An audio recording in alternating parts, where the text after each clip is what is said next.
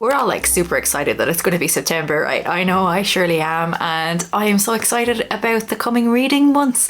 It's time to get cozy and to read lots of fantasy and dark, gothic, spooky reads. These are the books that I'm going to read in September. First up is a book that I have been saying all year that I'm going to read, and I already have and haven't read this book. Let me explain. The book that I'm talking about is Jane Eyre, of course, by Charlotte Bronte. So I studied this book for my leaving cert, so my final exams in school, and I managed to do my whole exams without actually having finished the book. Honestly, at the time, I really struggled with it. I was 15, 16 years old. I wasn't super into the idea of reading classics, and I still struggle with them. So this one in particular, we follow Jane Eyre. Jane Eyre is a plucky young woman, and from what I remember, she ends up going to work as a governess in a house for Mr. Rochester. It's a story very much of its time. It's very much about being confined as a woman, being trapped in this space. I remember a particular quote, "I am no bird and no net ensnares me," but I never actually finished this book myself. I just took my teacher's word for what happened. So I think it's really about time to get back to this, and I feel like September is the perfect month to pick this up. We're in a really old grand house, and it just feels like that time of year. The weather's getting a little bit cooler, the skies are much grayer again, and the evenings are getting shorter. Finally, I look forward to picking this one up so much in September. And who would I be if I didn't read another Robin Hobb book, right? So I have read 12 books in the realm of the Elderlings series, and I'm about to read the 13th, which is of course Blood of Dragons. It's the 4th book in the Rainwild Chronicles, and this is the only quartet within this longer series. It is also probably the series that I have struggled most with. Prior to this, I've read 3 trilogies within this overarching series and really enjoyed them, and I'm finding this one to be a lot slower, which is saying something for Robin Hobb, because Robin Hobb writes quite slow fantasy. In saying that, that's not really a complaint, because I love them. I love the slow pace of Robin Hobb's fantasy. Obviously, I'm so far into this series that I can't really tell you what this one is about, but I'm looking to see where this one goes, and then being able to finally move into the final trilogy of the series and to be back with my beloved Fitz. On another note, Darlene has started chewing my books.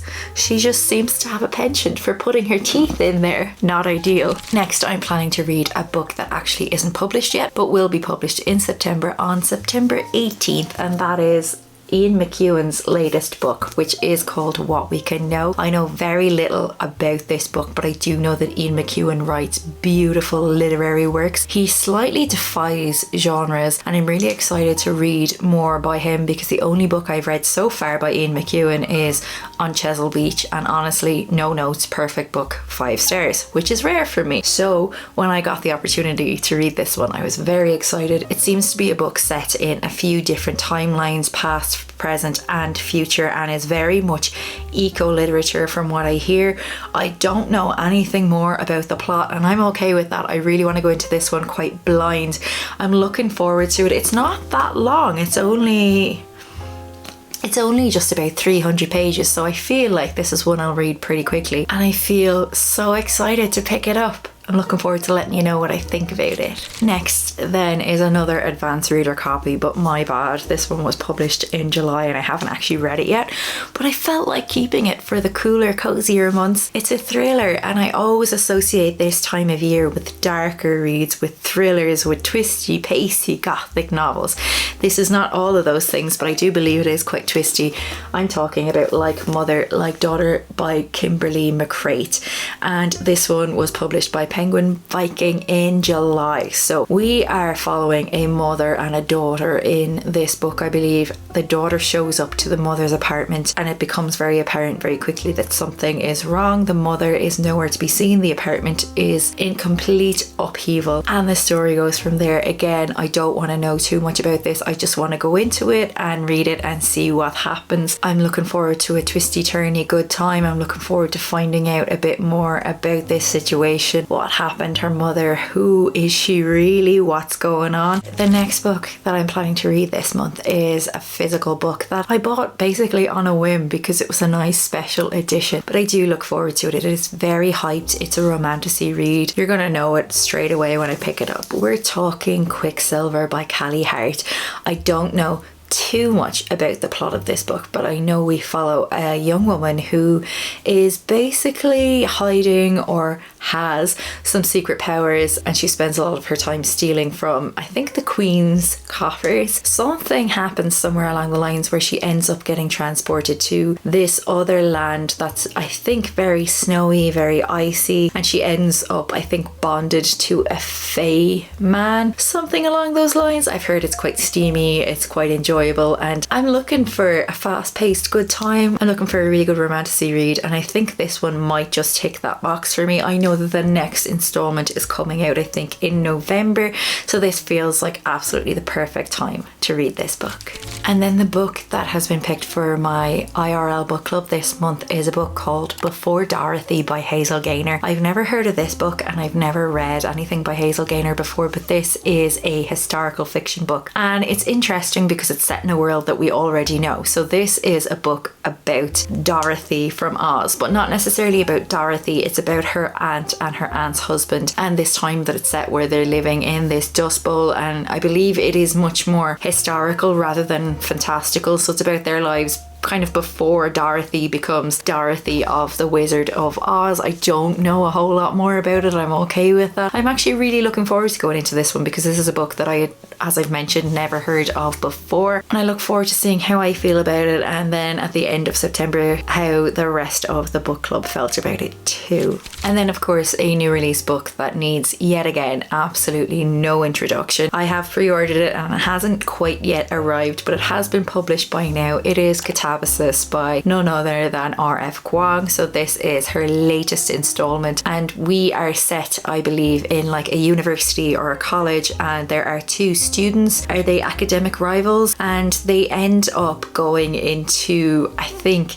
hell or like the netherworld, something like that, to try to retrieve a tutor or a professor of theirs. And again, it's all I really know about this book, and it's all I really want to know before I go in. I have seen very, very mixed reviews for this book so far. I know that some people just think it's an absolute drag, and then some people really loved it. I've heard it is a book that is almost too intelligent for its own good, so that does make me a bit nervous going into it because I'm just here for a fun good time, so we'll see. I don't know about R.F. Kuang anymore. She wrote the Poppy War trilogy, and that is a fantasy trilogy that blew me away. Absolutely adored it. Babel I liked, didn't love. Unfortunately, I actually DNF'd Yellowface, so I don't know, it feels like things have been going downhill. I feel like rooting for our girl because I love the Poppy War so much, but as things stand, I don't know, this might be the last R.F. Kuang book that I pick up. We'll see how we go. I have middling high hopes for it, so we'll see. And then same goes for the next book. I have ordered it and it hasn't arrived yet, but this is a book that I'm really looking forward to, in spite of not really having been blown away by this author's books before. I'm talking about The Bewitching by Silvia Moreno Garcia, and Silvia Moreno Garcia is this incredible author who really writes in a lot of different genres and does it quite successfully in the overall, I think, opinion. But for me, I've read Mexican Gothic and then Silver Nitrate, the other one is called. I didn't love either of them, but they had so many elements of things that I do love. And this new book, I believe, follows 3 different generations of women, or women from 3 different eras. And particularly we follow a woman who is studying horror literature and comes across this kind of old horror book and essentially is made aware that this book is actually not fiction and is based on true events. Again, that is all that I know about this book. It's all I want to know, but I'm hoping for a spooky good time with this one. I have a feeling that this is one that might hit the mark for me this month. And then one more book for this month. Go big or go home, right? I'm probably not going to read all of these. We already know this, but this is a book that again I have ordered and hasn't quite arrived for this video just yet. Not to worry. sorry, I am talking about the second book in a duology by Ava Reid. So the first book was A Study in Drowning, which I read last year, I think. And while I enjoyed it, I didn't love it. We follow our protagonist and she is in a university, and we're in a time where women aren't allowed to study what she wants to study. So she ends up studying architecture, and she ends up drawn to this house. She wins a competition and there's somebody else there, and she's supposed to be redesigning this house. It's also got this very heavy element of mythology. She is really obsessed with this old mythological story about this old sort of king. This is played into a lot within this book and within this house that she travels to, and I enjoyed it. It felt like it was slightly missing something, but I'm absolutely willing to give the next book in this duology a go, which is A Theory in Dreaming. We are back into this world again, and I believe it picks up pretty quickly after the events of the first book. There is a relationship in this book, and one half of this couple, I believe something strange starts to happen with him that is related to what has happened in the events of the first book. I can't say too much because it is a sequel, but the first book was quite lush, felt quite gothic and dark and dreamy and mystical, and it felt like a fairy tale in and of itself in many ways, and I'm expecting more of the same from this one. I'm very excited to get my hands on it despite my mixed feelings about the first installment in this duology. So that, pals, is the list of all the books that I hope to get to in September. Let me know if you've read any of these books yourself, what you thought of them, if you have any recommendations based on kind of the vibe of a lot of these books, like dark, gothic, spooky, twisty, turny. I love this time of year for reading. Give me more. I always want recommendations. Please drop them in the comments below. Thanks for watching, pals. I hope you're doing well. Take care, and I'll chat to you next week. Bye bye.